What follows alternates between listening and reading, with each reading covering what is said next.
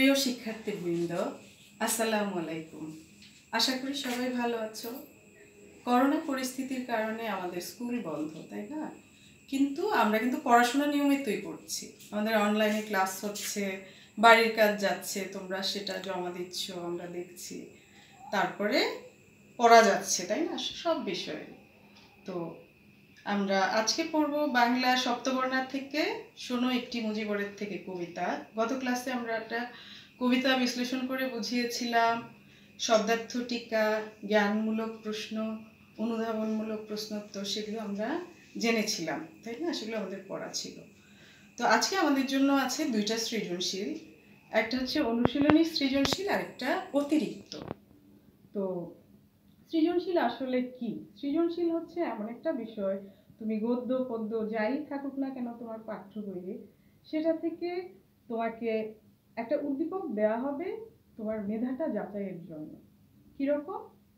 যেমন নতুন একটা পরিস্থিতিতে ফেলে শিক্ষার্থী কতটুকু বুঝতে পারলো সেটা যাচাই করা। তো আমরা দেখি শোনো একটি মুজিবরের থেকে কবিতা, অনুশীলনী সৃজনশীল। তো যদি সৃজনশীল আমরা বুঝতে চাই তাহলে আমাদের প্রথমেই জানতে হবে আমাদের সৃজনশীল যে উদ্দীপকটা, সেটা ধরতে পারতে হবে ভালোভাবে। তার মানে আমার কবিতা, গল্প যাই থাকুক, পাঠ্যসূচি যে পাঠ্যাংশ সেটা সম্পর্কে আমার পরিষ্কার ধারণা না থাকলে কিন্তু সেটা লিখতে পারবো না আমরা। তো আমরা জানি সৃজনশীল প্রশ্ন পদ্ধতিতে 4টা ধাপ থাকে, তাই না? প্রথমটাকে বলা হয় তোমার জ্ঞানমূলক প্রশ্ন, তারপরটা অনুধাবন স্তরের প্রশ্ন, তারপরে হচ্ছে তোমার প্রয়োগ স্তরের প্রশ্ন, তারপরে হচ্ছে উচ্চতর দক্ষতা। 4টা ভাগ, মান হচ্ছে 10। তো এখানে একটা বিষয়, ক খ হচ্ছে তোমার পাঠ্যসূচির আলোকে যাবে, আর গ ঘ হচ্ছে উদ্দীপক অনুযায়ী উদ্দীপক এবং তোমার পাঠ্যসূচির আলোকে সংমিশ্রণে লিখতে হবে। তো আমরা শোনো একটি মুজিবর থেকে কবিতা আসলে কি কি আছে সেটা আমরা একটু পেছনে দেখি। মূল ভাব হচ্ছে তোমার বাংলাদেশের যে স্বাধীনতা যুদ্ধ, বঙ্গবন্ধু শেখ মুজিবুর রহমানের অবদান, তার ঐতিহাসিক ভাষণের যে তাৎপর্য সেটার কথা, তাই না? এছাড়া আরও কি কি ছিল? সেটা ছিল বাংলার প্রাকৃতিক সৌন্দর্য ছিল, তারপরে বাংলার সমৃদ্ধ শিল্প সাহিত্যের কথা ছিল, স্বদেশপ্রীতি ছিল, হারানো স্বাধীনতাকে ফিরে পাওয়ার যে আকাঙ্ক্ষা সেটার কথা ছিল। মানে খেয়াল করবে, মূল বিষয় একটা থাকবে কিন্তু পাশাপাশি আরও অনেকগুলো বিষয় সেখানে ফুটে উঠবে। তো চলো আমরা দেখি অনুশীলনী সৃজনশীল প্রশ্ন। মুজিবুর রহমান ওই নামে যেন ভিসুভিয়াসের অগ্নি উগারিবান, বঙ্গদেশের এ প্রান্ত হতে সকল প্রান্ত ছেয়ে জ্বালায় জ্বলিছে মহা কালানল ঝঞ্ঝা অশনি বে। মায়ের বুকের, ভাইয়ের বুকের, বোনের বুকের জ্বালা তব সম্মুখে পথে পথে আজ দেখায় চলেছে আলা। শেখ মুজিবুর রহমান ভিসুভিয়াস, ইতালির একটা আগ্নেয়গিরি, জ্বলন্ত আগ্নেয়গিরি, যেখান থেকে লাভা নির্গত হয়, সেই 7ই মার্চের ঐতিহাসিক যে ভাষণটা বজ্রকণ্ঠের অগ্নিজরা ভাষণ, সেটার সঙ্গে কি করা হচ্ছে? বঙ্গবন্ধু শেখ মুজিবুর রহমানের সেই তুলনা করা হচ্ছে ভিসুভিয়াসের সঙ্গে। সে বাংলাদেশের সর্বত্র, এ প্রান্ত হতে সব প্রান্তে, তাই না, সব জায়গায় ছড়িয়ে গিয়েছিল যেই জ্বালাটা ছিল সবার মধ্যে, ভাই বোন মা সবার বুকের জ্বালা, সেটা হচ্ছে কিরকম? মহা কালানল, অর্থাৎ সৃষ্টি ধ্বংসকারী আগুনকে বলা হয় মহাকালান। ঝঞ্ঝা হচ্ছে তোমার ক্ষুব্ধ, বিক্ষুব্ধ, আর অশনি মানে বজ্র। তাহলে এটাতে এই যে শাসকের মনে কিন্তু সেটা ভয়ের সঞ্চার করেছিল, বঙ্গবন্ধু সে বজ্রকণ্ঠের অগ্নিজরা ভাষণ। এবং বঙ্গবন্ধু কি করেছেন? তিনি বাংলার মানুষের মনে আশার সঞ্চার করেছেন এবং তিনি আলোর পথ দেখিয়েছেন। আলা মানে আলো। আচ্ছা, এখন ক নাম্বার প্রশ্নোত্তর, যেটা মান 1 যাবে এবং এটাকে বলা হয় জ্ঞান স্তরের প্রশ্ন। তো দেখো, একটা সার্থক বাক্যে আমরা লিখব, কোন কবির চোখে বাংলাদেশ রূপসী বাংলা? আমরা জানি কবি জীবনানন্দের চোখে বাংলাদেশ রূপসী বাংলা। কার চোখে? কবি জীবনানন্দ দাশের চোখে। খ নাম্বার, এটাতে হচ্ছে মান 2, দুইটা স্তর থাকবে, প্রথমটা জ্ঞানমূলক, দ্বিতীয়টা জ্ঞানের আলোকে আমরা ব্যাখ্যা করব। অন্ধকারে পূব আকাশে উঠবে আবার দিনমণি বলতে কি বোঝানো হয়েছে?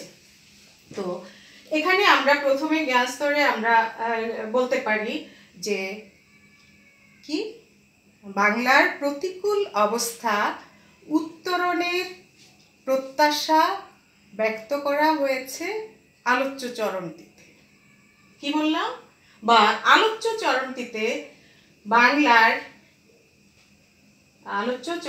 বাংলার প্রতিকূল অবস্থা উত্তরণের প্রত্যাশার কথা বলা হয়েছে। এখন একটু স্পেস দিয়ে আমরা যাব দ্বিতীয় অংশে।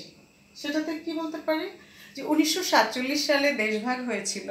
দেশভাগ হওয়ার পরে আমাদের এই বাংলা তখন পূর্ব পাকিস্তান নামে পরিচিতি লাভ করে। তো এই পাকিস্তানিরা কি করেছিল? আমাদের পূর্ব পাকিস্তানের উপরে শোষণ নির্যাতন করেছিল। হ্যাঁ, তো এটা নিরসনের লক্ষ্যে বঙ্গবন্ধু শেখ মুজিবুর রহমান কি করেছিলেন?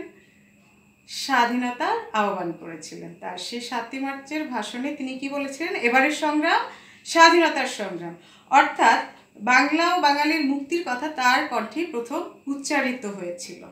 হ্যাঁ, তো মানুষ তখন কি করে? তার সংগ্রামে সেই আহ্বানে সাড়া দিয়ে মুক্তিযুদ্ধে ঝাঁপিয়ে পড়ে।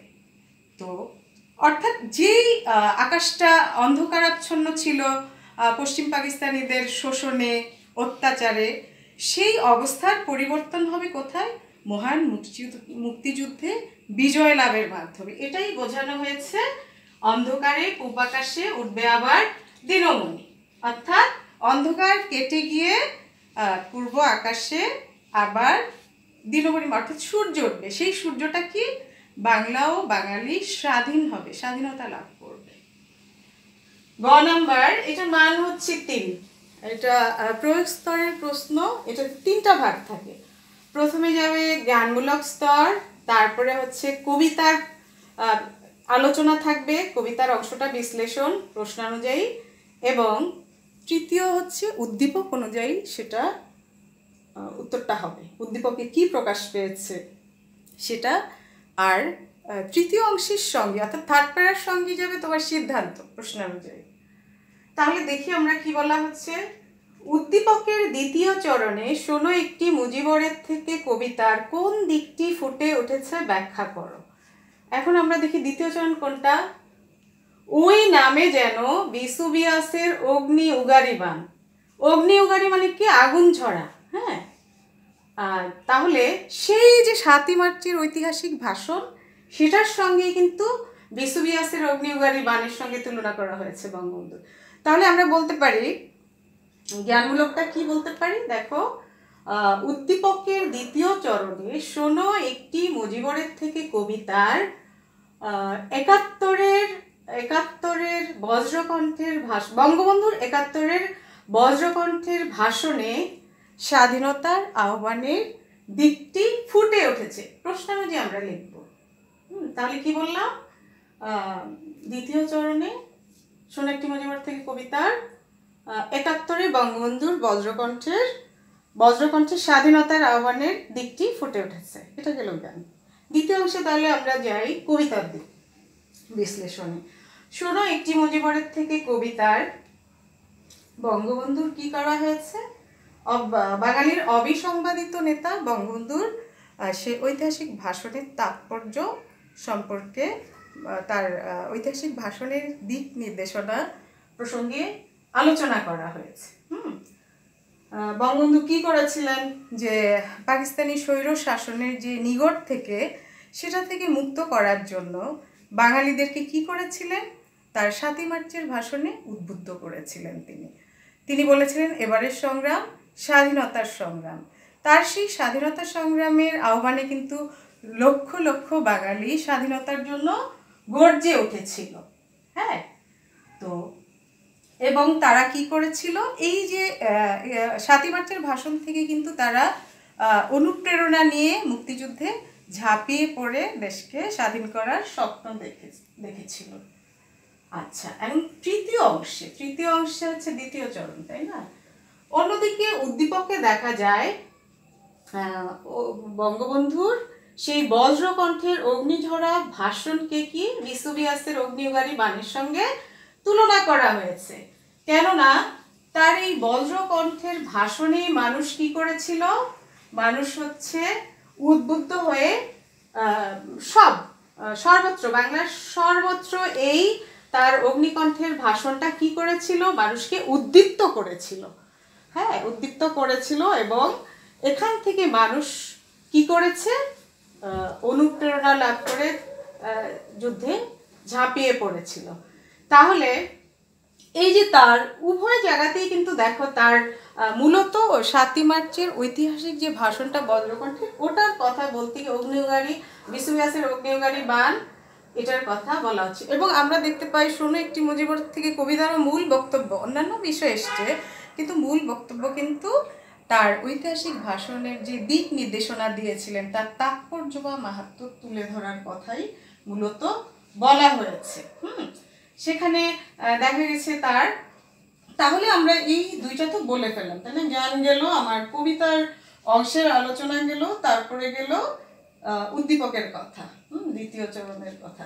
তাহলে এখন আমরা আমাদের সিদ্ধান্ত, অর্থাৎ যেভাবে আমরা প্রশ্নটা শুরু হয়েছিল সেভাবেই আমরা বলতে পারি। তাহলে উপর্যুক্ত আলোচনা শেষে বলা যায় উদ্দীপকের দ্বিতীয় চরণে শোনো একটি মুজিবরের থেকে কবিতার কোন দিকটি ফুটে উঠেছে? তাহলে পেলাম আমরা, সেটা হচ্ছে 71-এ বঙ্গবন্ধুর বজ্রকণ্ঠের স্বাধীনতা আহ্বানের দিকটি ফুটে উঠেছে। ক্লিয়ার? এখন ঘ নাম্বার, এটা হলো তোমার উচ্চতর দক্ষতা অংশ, তাই না? কয়টা অংশ থাকে? উচ্চতর দক্ষতা মান 4। কতে হলো বললাম 1, খতে 2, গতে প্রয়োগ স্তরে 3, আর ঘতে হলো 4, অর্থাৎ 4টা ভাগ থাকবে, এবং বা প্যারা যেটা বললে তোমরা সহজে বুঝো।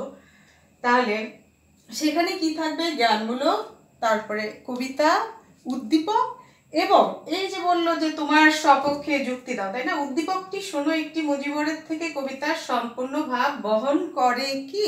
এটা সাধারণত শিক্ষার্থীর উপর ছেড়ে দেওয়া হয়, পক্ষে তোমার মতামতটা তুমি ব্যক্ত করো, যুক্তি দাও, বিশ্লেষণ করো, নিরূপণ করো, এরকম থাকে। তো সম্পূর্ণ ভাব বহন করে কি? সপক্ষে যুক্তি দাও। তাহলে সম্পূর্ণ ভাব কি কখনো ছোট্ট একটা উদ্দীপকে আনা সম্ভব? মূল ভাবটা কিন্তু এক থাকে, খেয়াল করবে। তো সম্পূর্ণ এত বড় একটা বিষয়, সেটা কিন্তু এই ছোট্ট পরিসরে আনা কখনো সম্ভব না।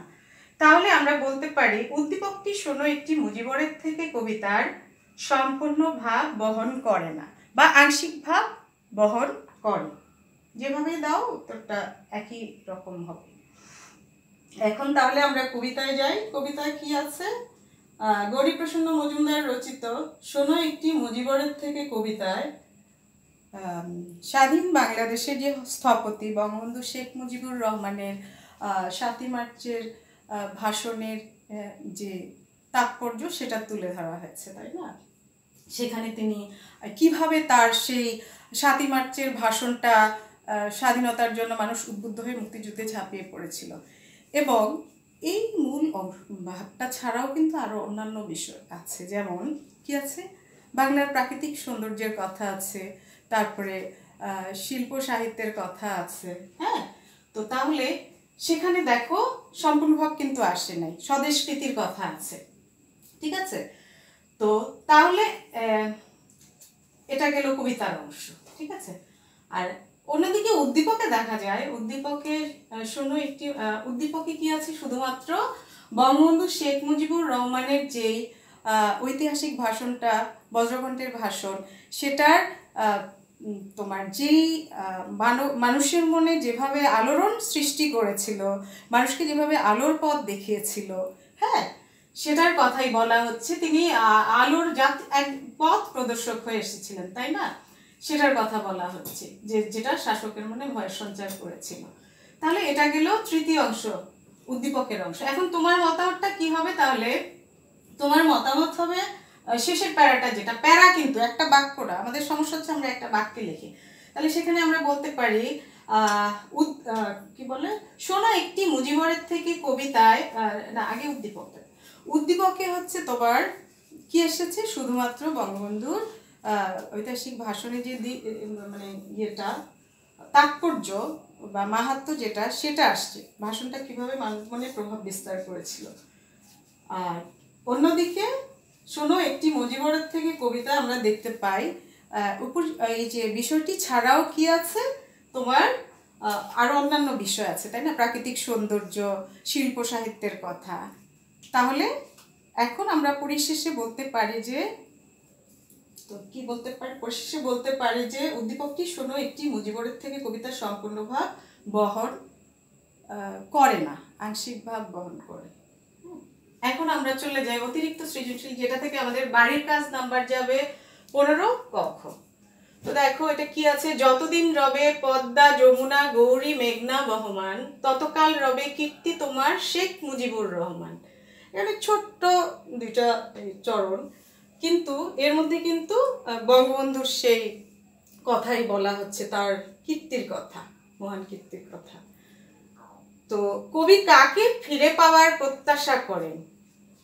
কবি হারানো বাংলাকে ফিরে পাওয়ার প্রত্যাশা করেন। খ, জীবনানন্দের রূপসী বাংলা কবিতাটিতে কি অর্থে ব্যবহৃত হয়েছে? জীবনানন্দের রূপসী বাংলা কবিতাটিতে কি অর্থে ব্যবহৃত হয়েছে? তাহলে অনুদম স্তরে দুইটা ভাগ, সেখানে আমরা বলতে পারি জীবনানন্দ দাশের রূপসী বাংলা কবিতাটিতে নিসর্গ চেতনা অর্থে ব্যবহৃত হয়েছে। দ্বিতীয় অংশ যেটা ব্যাখ্যা, সেটা হচ্ছে বাংলাদেশের প্রাকৃতিক রূপ বৈচিত্র্যে ভরপুর, বাংলার এই প্রকৃতির রূপ সৌন্দর্য নিয়ে অনেক কবি তাদের কবিতা রচনা করেছেন। তাদের মধ্যে অন্যতম হলেন কবি জীবনানন্দ দাশ। তিনি তার রূপসী বাংলা কাব্যগ্রন্থে কি করেছেন? বাংলার রূপ সৌন্দর্য চিরায়ত মহিমায় উপস্থাপন করেছেন। আচ্ছা, তাহলে এখানে জীবনানন্দ দাশের রূপসী বাংলা কবিতাটিতে নিসর্গ, নিসর্গ মানে কিন্তু প্রকৃতি, প্রকৃতি নিসর্গ অর্থে ব্যবহৃত, নিসর্গ চেতনা অর্থে ব্যবহৃত হয়েছে। গ, প্রয়োগ স্তরের প্রশ্ন দেখো, উদ্দীপকের সাথে শোনো একটি মুজিবরের থেকে কবিতার সাদৃশ্য নির্ণয় করো। সাদৃশ্য মানে হচ্ছে মিল, বৈসাদৃশ্য অমিল। তাহলে উদ্দীপকে কি আছে, কি সাদৃশ্য? আসলে দুই জায়গায় কিন্তু তার কি বলা হচ্ছে, তার কীর্তিমান যেই আদর্শ, জীবন আদর্শ, সেটা সম্পর্কে কিন্তু বলা হচ্ছে। তাহলে আমরা বলতে পারি উদ্দীপকের সাথে শোনো একটি মুজিবরের থেকে কবিতার মূল বক্তব্যে সাদৃশ্য রয়েছে, অর্থাৎ তার কীর্তিমান যে জীবন আদর্শ সেটার সঙ্গে সাদৃশ্য রয়েছে। এখন আমরা কবিতায় চলে যাই। কবিতা হচ্ছে বঙ্গবন্ধু শেখ মুজিবুর রহমানের 7ই মার্চের ভাষণের কথা বলা হয়েছে, সেখানে তার কীর্তির কথা বলা হয়েছে, যেটা হচ্ছে বাংলার কি করেছিলেন তিনি, বাংলার মানুষকে কিভাবে উদ্বুদ্ধ করেছিলেন, বাঙালির জাতীয় চেতনার ধারক ছিলেন, স্বাধীন বাংলার বাংলাদেশের স্বপ্নদ্রষ্টা ছিলেন। হ্যাঁ, তাহলে তিনি কিভাবে মানব মনে স্মরণীয় হয়ে আছেন, তার সেই বাংলাদেশকে স্বাধীন করার পেছনে তার যে অবদান, সে 7ই মার্চের ঐতিহাসিক ভাষণে তিনি কি করেছিলেন, তার বাংলার মানে মানুষকে তিনি স্বাধীনতা যুদ্ধে উদ্বুদ্ধ করেছিলেন। হ্যাঁ, জয় বাংলা স্লোগানে সেটা ছিল তার, সেটা যেটা আমাদের বাঙালির আত্মশক্তি ছিল, যেটা থেকে আমরা হারানো বাংলাকে ফিরে পাবার আশাবাদ ব্যক্ত করেছিলাম। অন্যদিকে উদ্দীপকে কি আছে? উদ্দীপকে বলা হচ্ছে যে পদ্মা, উদ্দীপকের কবি কি বলেছেন? তিনি বলেছেন পদ্মা যমুনা গৌরী মেঘনা এই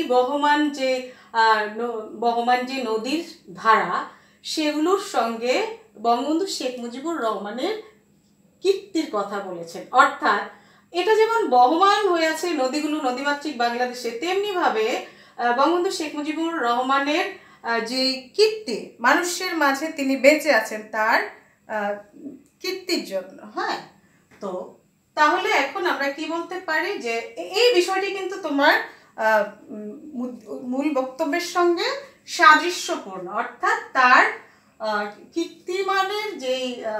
কীর্তিমান যে কাজের সঙ্গে, সেটার সঙ্গে জীবনাদর্শের সঙ্গে আমরা সেটা দেখতে পাই যে সাদৃশ্য রয়েছে, তাই না? তাহলে এটা আমরা সিদ্ধান্ত দিয়ে দিলাম। কীর্তিবাড়ির মৃত্যু নেই, উক্তিটি যথার্থ। চতুর্থ প্রশ্ন যেটা, সেটা হচ্ছে কোটেশন দেওয়া আছে, এটার সঙ্গে তুমি মতামত প্রকাশ করলে বলবে যথার্থ। কীর্তিবাড়ির মৃত্যু নেই, উক্তিটি যথার্থ, কেননা মানুষ বাঁচে তার কর্মের মাধ্যমে।